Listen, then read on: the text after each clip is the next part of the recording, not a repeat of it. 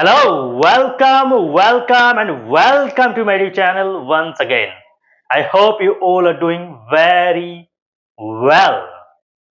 I am extremely excited today because we haven't made any videos for our advanced learners so far in this channel. And today we are going to do that. So this video is not the usual kind of video we make here. This is going to be an advanced English lesson. So let's jump right in. I'm sure you must have come across this phrase earlier. A pen is mightier than the sword.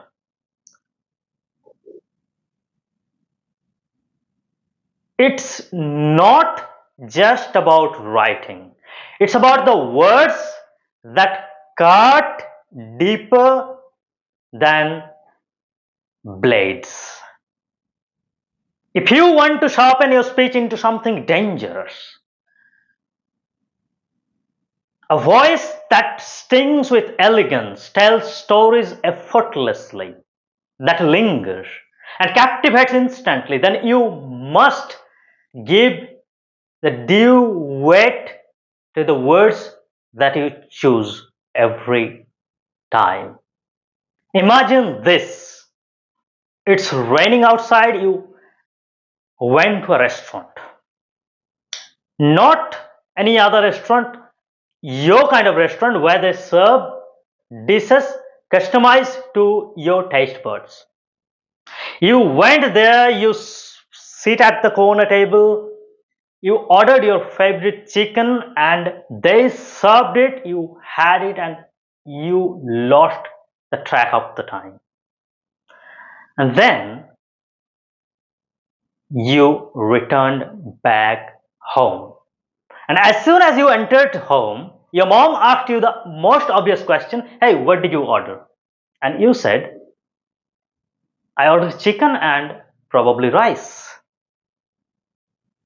And then the most interesting question your mom asked, and it goes like this: how was the chicken?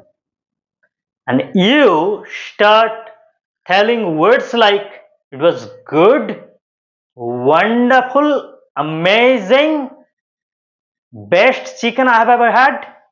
Or maybe if you want to be a little more fanciful, you can say it was heaven on the plate, it was delicious, it was scrumptious. You used all the words, but your mother still didn't get the point how the chicken was. Or did she? What do you think? Do these words like good, nice, wonderful, tasty,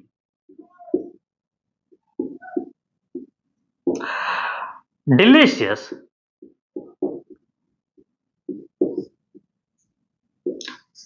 do they convey any meaning?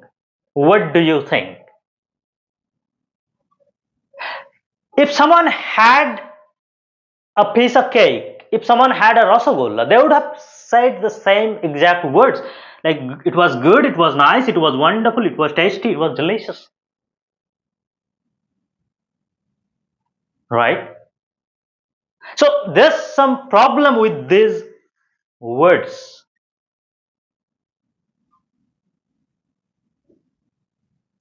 These words are empty without imagery. They don't show, they just label. So these words, they're empty without imagery. They don't show, they just label.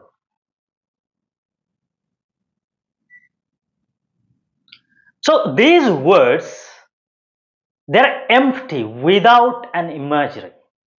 So these words, they're empty without an imagery.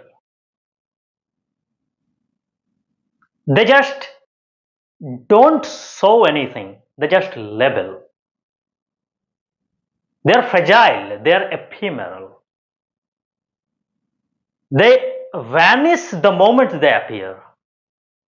They don't tell any story. And your audience, they don't get any vague idea of what you are trying to convey. Now imagine if you had used the words like the chicken was tender, the chicken was juicy, the chicken was kind of spicy,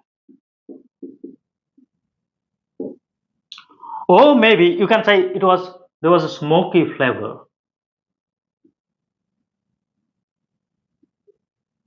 Okay, now your mother can actually feel it, how the chicken was, right? So it was tender, it was juicy, it was spicy, it was smoky, because these word evokes some sort of emotions. This word evokes some image in the mind.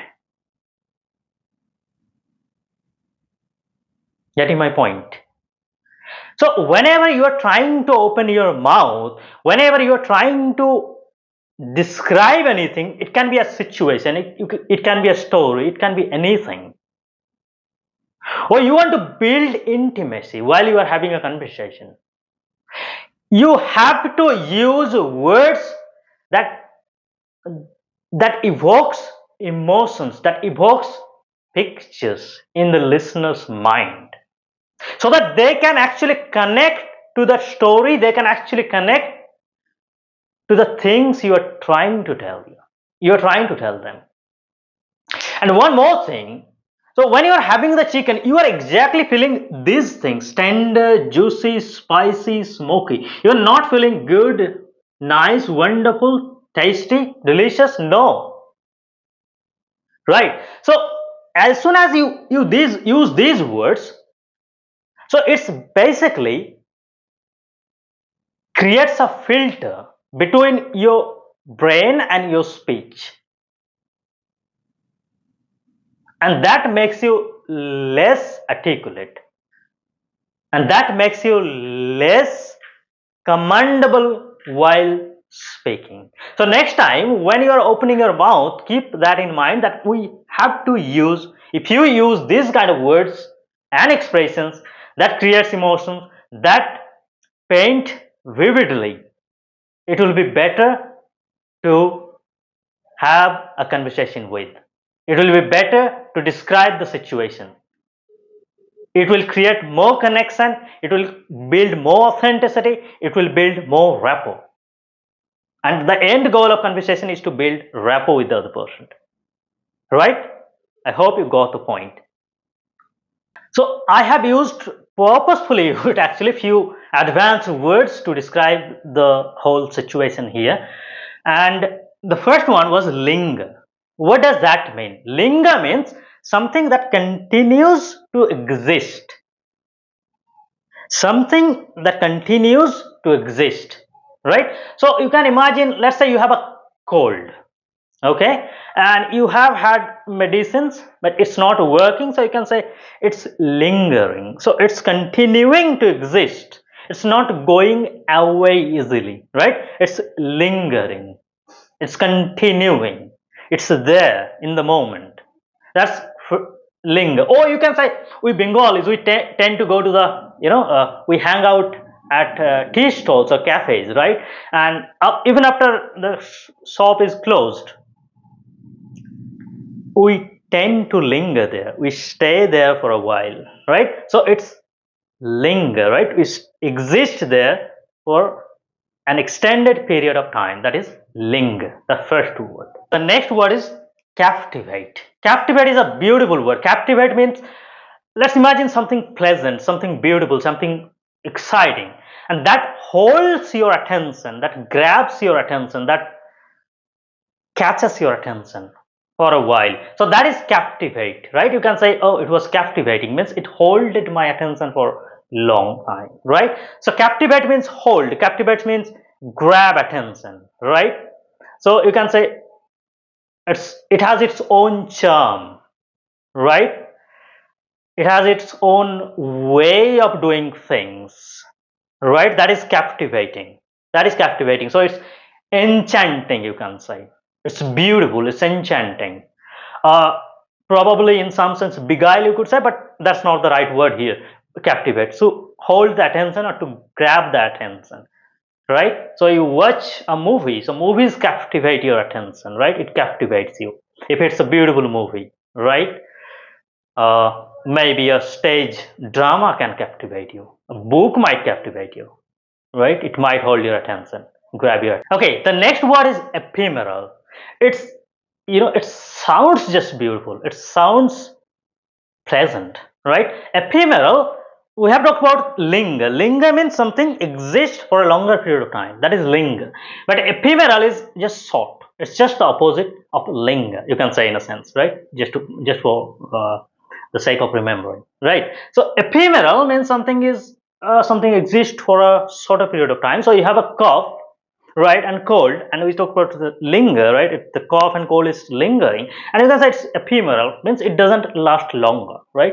You can say probably a sprout, right? A seed, if you put water in it, it sprouts, and that sprout is ephemeral. And usually we talk about the ephemerality of the human life, human existence, right? It's very, very short.